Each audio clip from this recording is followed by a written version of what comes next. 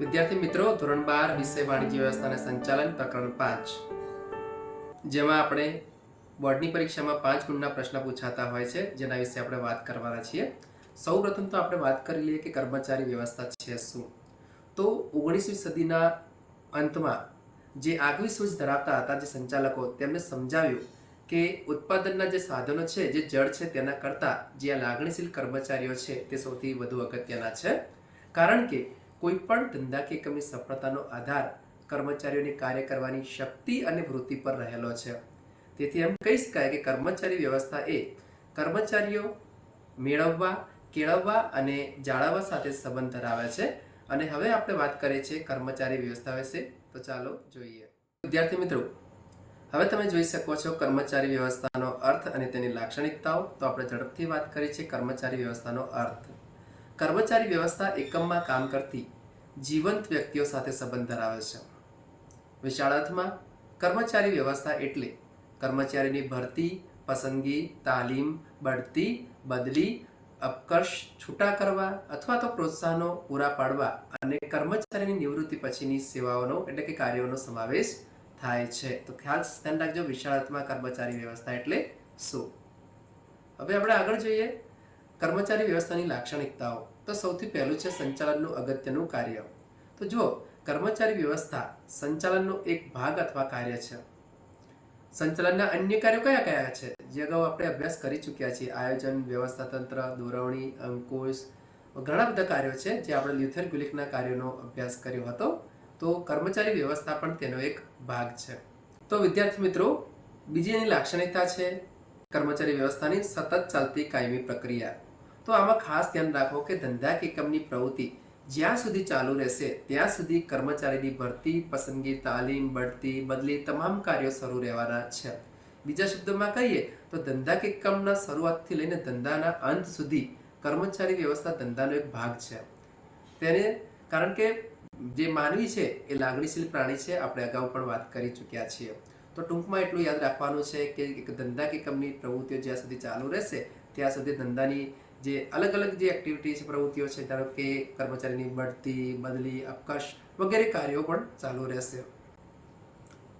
ત્રીજો મુદ્દો જોઈ શકીએ છીએ માનવ સાથે સંબંધ. તો માનવીય અભિગમ કર્મચારીને ઉત્પાદન માટેના એક ભૌતિક સાધનને ગણવાને બદલે ઉત્પાદનનું એક જીવન સાધન ગણવામાં આવે છે. ખાસ ધ્યાન રાખો, કર્મચારીને ઉત્પાદનનું એક સાધન નહીં પરંતુ એક જીવન સાધન ગણવામાં આવે છે. અને કારણ કે કર્મચારીને પોતાની લાગણીઓ હોય છે, તેને પોતાનું સન્માન હોય છે, અને જ્યાં કર્મચારીને માન સન્માનને પ્રતિષ્ઠા આપવામાં આવતી હોય ત્યાં કર્મચારી વધુ ઉત્સાહથી કામ કરતો હોય છે. તમે અગાઉ જોયું છે કે ઉર્વિકે કહ્યું છે, તમે તમારા માણસોને સાચવો તો તે બધું જ સાચવી લેશે. એ વાત અહીંયા લાગુ પડે છે. તેથી ખાસ ધ્યાન રાખો, માનવ સાથે સંબંધ અથવા માનવ સંબંધ સાથે નિસ્બત આ મુદ્દો બનતો હોય છે. ચોથો મુદ્દો જોઈ શકો છો પ્રવૃત્તિઓમાં ગતિશીલતા. એટલે કે વ્યવસ્થા તંત્રમાં નિર્જીવ માળખામાં કર્મચારી વ્યવસ્થા પ્રાણ પૂરે છે.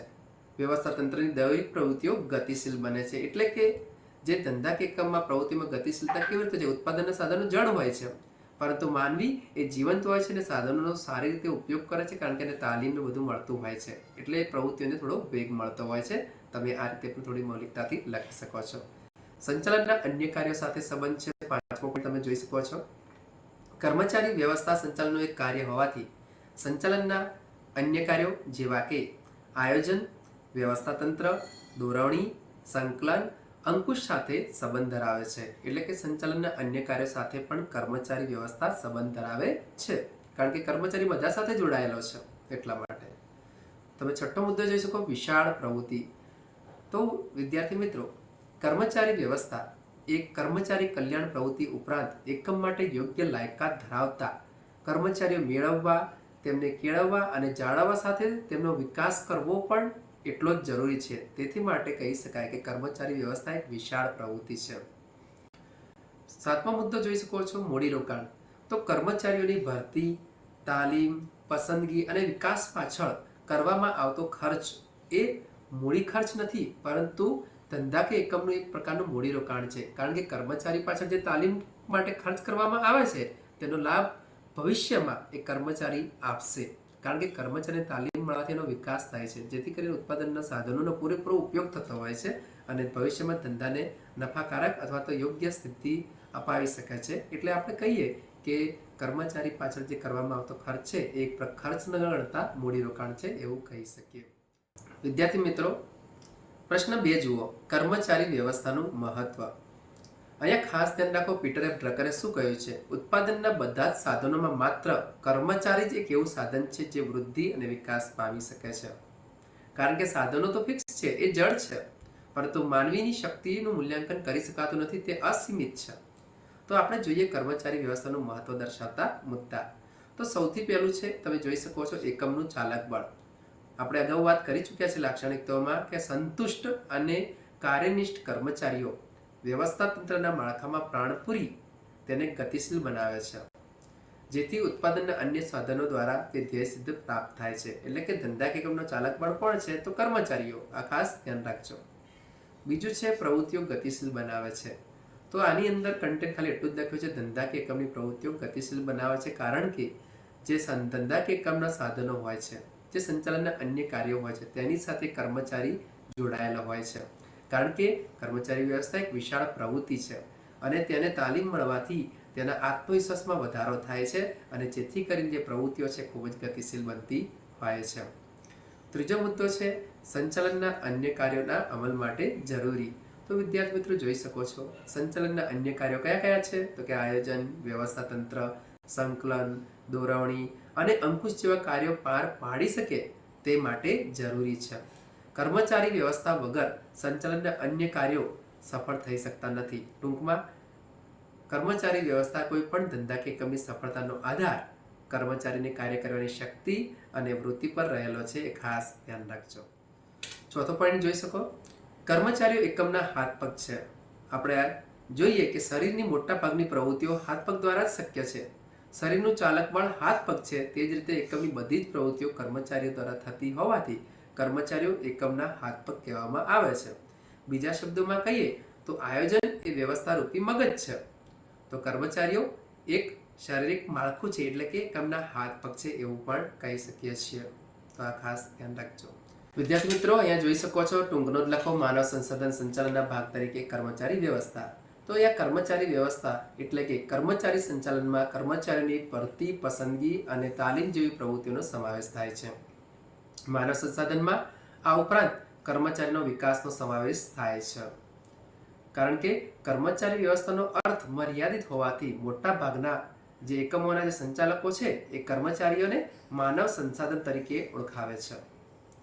માનવ સંસાધન વિભાગનો અર્થ ધરાવતો પર્યાય છે, જેમાં કર્મચારીઓ મેળવવા, જાળવવા અને તેમનો વિકાસ કરવો એ મહત્વનું હોય છે.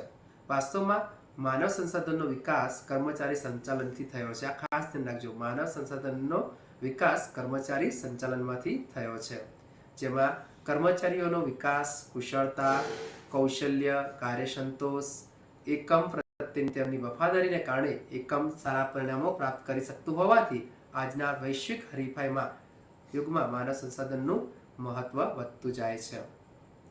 હવે આગળ જોઈએ કે માનવ સંસાધન સંચાલન છે એને મુખ્ય 2 ભાગમાં વહેંચવામાં આવ્યું છે. તેમાં તમે જોઈ શકો છો, પહેલું છે માનવ સંસાધન આયોજન, એટલે કે આયોજન સાથે સંબંધિત છે. તો આમાં ખાસ ધ્યાન રાખવાનું છે કે જે કર્મચારીઓ જે છે એકમ માટે જરૂરી કર્મચારીનું આયોજન કરવું. કોનું? એકમ માટે જે ધંધો શરૂ કરતા હોય એના માટે જે કર્મચારીની જરૂર પડે છે એનું આયોજન કરવાનું છે. એટલે કે નવા કર્મચારીની નિમણૂક કરી તેમની સંખ્યામાં વધારો કરવો. આ પોઈન્ટ ખાસ ધ્યાન રાખજો. બીજું છે સમય અને સંજોગો પ્રમાણે કર્મચારીઓની સંખ્યા ઘટાડવી. ત્રીજું છે લાયકાત અને કૌશલ્ય પ્રમાણે અનુભવ પણ ધ્યાનમાં લઈ શકાય છે, તો કર્મચારીને એકમમાં યોગ્ય સ્થળે ગોઠવવા. ચોથું છે કર્મચારીને કાર્યશીલ રાખવા, ધંધામાં સક્રિય રાખવા છે, એટલે એ માટે તેમના કાર્યને અંગેના જ્ઞાનમાં સતત વધારો કરવાનો છે. અહીંયા ધ્યાન રાખશું. કર્મચારી વળતર અને વિકાસ ઉપર વાત કરી લઈએ તો કે કર્મચારીનો જ્ઞાનમાં વધારો થાય તે માટે જરૂરી તાલીમ આપવી, તેમના કાર્યમાં નિષ્ણાત બને અને તેમનો વિકાસ થાય, પડકારરૂપ કાર્ય સ્વીકારે અને તેમનામાં વિચારવાની શક્તિ વધે તેવું વાતાવરણ ઊભું કરવાનું છે. કોને? માનવ સંસાધન સંચાલને. કર્મચારીને તેમના કાર્ય, કૌશલ્ય અને લાયકાત પ્રમાણે શું આપવાનું છે? ખાસ ધ્યાન રાખજો, વળતર પણ એમને લાયકાત અને તેમના કાર્ય અને કૌશલ્યને આધારે આપવાનું છે. કર્મચારીને કાર્ય સંબંધિત સમસ્યાઓનો શું લાવવાનો છે? ઉકેલ લાવવાનો છે અને તેનો અમલ કરવાનો છે. શક્ય હોય તો કર્મચારીઓને કાર્ય સંબંધી પ્રશ્નો ઉદ્ભવે તે પહેલા જ અટકાવી દેવા, નહીં તો સીધા કર્મચારીઓમાં સંઘર્ષ થશે અને પછી ધંધાકીય એકમના જે ધ્યેય પ્રાપ્ત છે એમાં અડચણ ઊભી થતી હોય છે. તો આપણે માનવ સંસાધનની કામગીરીને બે ભાગમાં વહેંચી છે. આયોજન સાથે સંબંધિત અને વળતર અને વિકાસ સાથે સંબંધિત છે. આ ખાસ ધ્યાન તમારે રાખવાનું છે. હવે આપણે નેક્સ્ટ ક્વેશ્ચન જોઈ લઈએ છીએ ઝડપથી. ભરતી એટલે શું? તેના આંતરિક અને બાહ્ય પ્રાપ્તિ સ્થાનો જણાવો. તો વિશાળાત્મક ભરતી એટલે શું? તો કે યોગ્ય સંખ્યામાં, યોગ્ય સમયે, યોગ્ય જગ્યા માટે યોગ્ય લાયકાત ધરાવતા કર્મચારીઓ એટલે કે ઉમેદવારો મેળવવા. બીજા શબ્દોમાં કહીએ, ભરતી એટલે નોકરી માટે લાયકાત ધરાવતા ઉમેદવારો શોધવાની અને તેમને નોકરી માટે અરજી કરવા પ્રોત્સાહિત કરવાની વાત છે. આ તમારે ધ્યાન રાખવાનું છે. હવે ભરતી માટેના પ્રાપ્તિ સ્થાનો બે છે, આંતરિક પ્રાપ્તિ સ્થાનો અને બાહ્ય પ્રાપ્તિ સ્થાનો.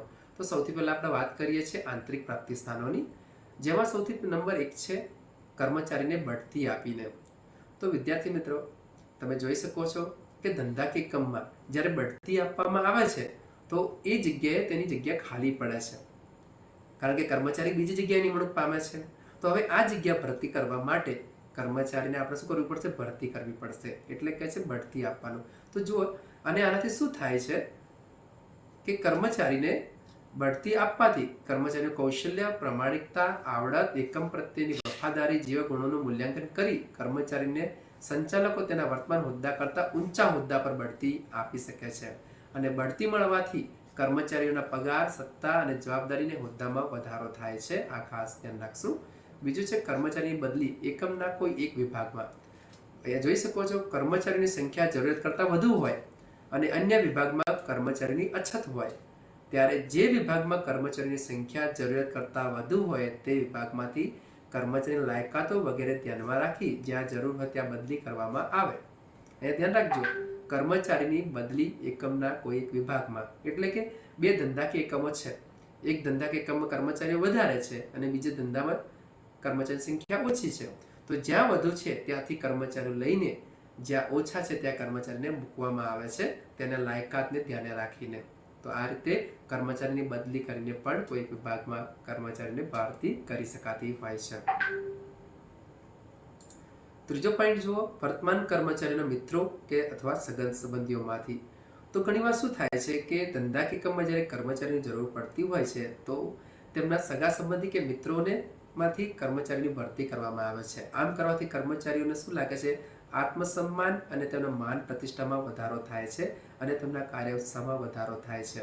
તો અહીંયા જોઈ શકો છો કે યોગ્ય લાયકાત ધરાવતા કર્મચારીઓના સગા કે મિત્રો પાસેથી અરજી મેળવવામાં આવે છે અને સગા સંબંધી વિગત મેળવવા માટે કાર્ડ આપે છે, જેના આધારે યોગ્ય લાયકાત ધરાવતા કર્મચારીની ભરતી કરવામાં આવે છે. અગાઉ છૂટા કરેલા ભૂતપૂર્વ કર્મચારીઓ. તો વિદ્યાર્થી મિત્રો, અહીંયા પણ થિયરી લખેલું છે કે એકમના માંથી ભૂતકાળમાં છૂટા થયા હોય તેમાંથી કાર્યદક્ષ કર્મચારીઓ પાસેથી અરજી મેળવીને ભરતી થઈ શકે છે. સંજોગોવશાત કોઈ કર્મચારી નોકરી છોડીને ગયો છે અથવા તો ધંધાકીયમાં કોઈ કારણસર છૂટા કરવામાં આવ્યા હોય અને જો એ કર્મચારીઓ શ્રેષ્ઠ હોય ત્યારે ધંધાકીય ઘણીવાર તમને પરત બોલાવીને પણ ભરતી કરતી હોય છે. બઢતી સાથે બદલી. તો વર્તમાન કર્મચારીને બઢતી આપીને બદલી કરવામાં આવે છે. ખાસ કરીને જાહેર ક્ષેત્રના એકમોમાં બઢતી સાથે બદલી આપવામાં આવે છે. ઘણીવાર એવું પણ બને છે કે કર્મચારીને બઢતી સાથે બદલી આપવાથી તે શું થાય છે? તેના માન સન્માન અને તેના કહેવાય ને, આપણે અગાઉ વાત કરી ચૂક્યા છે કે તેની સત્તા અને જવાબદારીમાં પણ વધારો થાય છે અને તેને આત્મવિશ્વાસમાં પણ વધારો થતો હોય છે, કાર્ય ઉત્સાહ પણ જળવાય છે. એટલા માટે પ્રતીક્ષા યાદી પરીક્ષામાં ખાસ પૂછાતું હોય છે. ખાસ ધ્યાન રાખજો કે ભૂતકાળમાં કર્મચારીની ભરતી માટે જાહેરાત આપવામાં આવી હોય અને જરૂર કરતાં વધારે પ્રમાણમાં ઉમેદવારો પાસેથી અરજી મળી હોય ત્યારે વધારાના ઉમેદવારની એક યાદી તૈયાર કરવામાં આવે છે, જેને પ્રતીક્ષા યાદી કહેવામાં આવે છે. આ પ્રતીક્ષા યાદી તૈયાર કરવાથી ખર્ચમાં ઘટાડો થાય છે, વારંવાર જાહેરાત આપવી પડતી નથી અને આ જે પ્રતીક્ષા યાદી હોય છે એમાં ગુણાંકન પ્રમાણે, ક્રમ પ્રમાણે યાદી તૈયાર કરવામાં આવે છે. જરૂર કરતાં વધારે ઉમેદવારોને બોલાવવામાં આવે છે અને જે ઉમેદવારોની જરૂર છે એમને અપોઇન્ટ કર્યા પછી જે બાકી રહી જાય છે તેમની યાદી ધંધાકીય એકમ રાખતી હોય છે અને જ્યારે જરૂર પડે તેમનામાંથી બોલાવતી હોય છે, જેને પ્રતીક્ષા યાદી તરીકે ઓળખીએ છીએ. હવે જોઈ લો બાહ્ય પ્રાપ્તિ સ્થાનો. તો તો બાહ્ય પ્રાપ્તિ સ્થાનોની અંદર આપણે વાત કરીશું. સૌથી પહેલા છે જાહેરાત. તો મોટી સંખ્યામાં ઉમેદવારો મેળવવા માટે આ ભરતીની અસરકારક પદ્ધતિ જાહેરાત છે. કેવી રીતે? મોટી સંખ્યામાં ઉમેદવારો મેળવવા માટે ભરતીની અસરકારક પદ્ધતિ છે, જેમાં વર્તમાનપત્રો, ધંધાકીય સામયિકો, વિશિષ્ટ વ્યવસાય સાથે સંકળાયેલા સામયિકોમાં જાહેરાત આપી અરજીઓ મંગાવવામાં આવે છે. હવે તો ઇન્ટરનેટ અને વેબસાઇટ પર પણ જાહેરાત આપીને ઉમેદવારો અરજી કરી શકે છે. નેક્સ્ટ જો રોજગાર વિનિમય સંસ્થાઓ, એટલે કે અહીંયા તમે જોઈ શકો છો સરકારી અને ખાનગી રોજગાર વિનિમય કેન્દ્રો નોકરી શોધતા ઉમેદવારોના નામ, સરનામા, મોબાઈલ નંબર, લાયકાત વગેરેને આધારે યાદી તૈયાર કરે છે. જરૂરિયાતવાળા ધંધાકીય એકમોને જરૂરી લાયકાત ધરાવતા ઉમેદવારની યાદી મોકલાવે છે.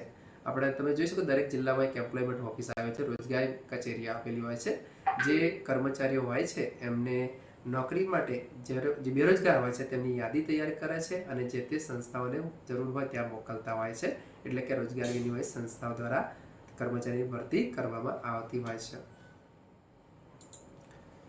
નેક્સ્ટ જો શૈક્ષણિક સંસ્થાઓ. અહીંયા ખાસ ધ્યાન રાખવાનું છે. અહીંયા ધંધાકીય અને વ્યવસાયિક શિક્ષણ આપતી સંસ્થાઓનો ધંધાકીય એકમો સંપર્ક કરે છે અને તેજસ્વી વિદ્યાર્થીઓની ભરતી કરે છે. શૈક્ષણિક સંસ્થાઓ ખાસ તમે જોઈ શકો છો IIM, તમે નામ સાંભળ્યું જશે, અને બીજું છે IIT, Indian institute of management અને ઇન્ડિયન ઇન્સ્ટિટ્યૂટ ઓફ ટેકનોલોજી જેવી સંસ્થાઓ સામાન્ય રીતે દર વર્ષે ભરતી મેળા એટલે કે કેમ્પસ ભરતી યોજે છે. મજૂર સંઘો છે, કાપડ, ખાણ જેવા ઉદ્યોગોમાં મજૂર સંઘો દ્વારા કામદારોની ભરતી થાય છે. આ એક પ્રકારનું યુનિયન છે જે કર્મચારીઓને શું કરે છે? યુનિયન બનાવે છે, જેમાં જે કર્મચારીને છૂટા કરવામાં આવે છે અને જ્યાં એમને જરૂર પડે છે ત્યાં એમને મદદ કરતું હોય છે, એટલે એને મજૂર સંઘો કહેવામાં આવતું હોય છે. એ ધંધાકીય એકમના ગેટ પર એટલે કે દ્વાર પર તમે આ જોયું છે ઘણી બધી દુકાનોમાં, મોલમાં, હોસ્પિટલોની સામે બહાર લખેલું જ હોય છે કર્મચારી જોઈએ છે, એકાઉન્ટન્ટ જોઈએ છે. આવી રીતે કાગળ પર સ્ટીકર પર મારેલું હોય છે, એ રીતે ભરતી. તો અહીંયા જોઈ શકો છો ખાસ કરીને રોજદાર એટલે કે જે નોકરી મેળવવા માટે કામ કરવા માટે જે માણસ ટેવાયેલો છે તે જેને નોકરીની જરૂર છે. ખાસ કરીને રોજદાર એટલે નોકરી આપનાર ઉમેદવારોની ભરતી માટે એકમના તેના દ્વાર કે દરવાજા ઉપર કયા કામ માટે કેવા ઉમેદવારની જરૂર છે તે દર્શાવતું નોટિસ બોર્ડ મૂકે છે. ખાસ ધ્યાન રાખો, કેવા કામ માટે કેવા વ્યક્તિની જરૂર છે, કેવી લાયકાતવાળી વ્યક્તિની જરૂર છે તેવું તે કાગળ બહાર ગેટ પર ચોંટાડતા હોય છે, તે જે તમે જોયું જ હશે. અને છેલ્લું છે આધુનિક પદ્ધતિ. તો અહીંયા જોઈ શકો છો સામાન્ય રીતે કુશળ કર્મચારી ભરતી માટે આધુનિક સમયમાં ઇન્ટરનેટ દ્વારા કર્મચારી ભરતી શક્ય બની છે. આજે કોઈ પણ જાહેરાત આપણે ફોર્મ ભરવાનું તો ઓનલાઈન થઈ ગયું છે, એની આધારે પરીક્ષા આપી અને ઉમેદવારો નોકરી મેળવતા હોય છે. ઉમેદવારની અરજીથી માંડી નિમણૂક સુધીની બધી જ પ્રક્રિયા ઓનલાઈન થાય છે. આજના વર્તમાન સમયમાં પોસિબલ થઈ રહ્યું છે. ઉમેદવાર કમ્પ્યુટર પર અને ઇન્ટરનેટ ઉપર જાણતો હોય તો તેનો વધુ લાભ મેળવી શકે છે. તો આ રીતે આપણે વિદ્યાર્થી મિત્રો લાક્ષણિકતા, મહત્વ, માનવ સંસાધન સંચાલન અને ભરતીના પ્રાપ્તિ સ્થાનો આંતરિક અને બાહ્ય વિશે વાત કરી. હવે નેક્સ્ટ આપણે પછી ફરીથી મળીશું. Thank you.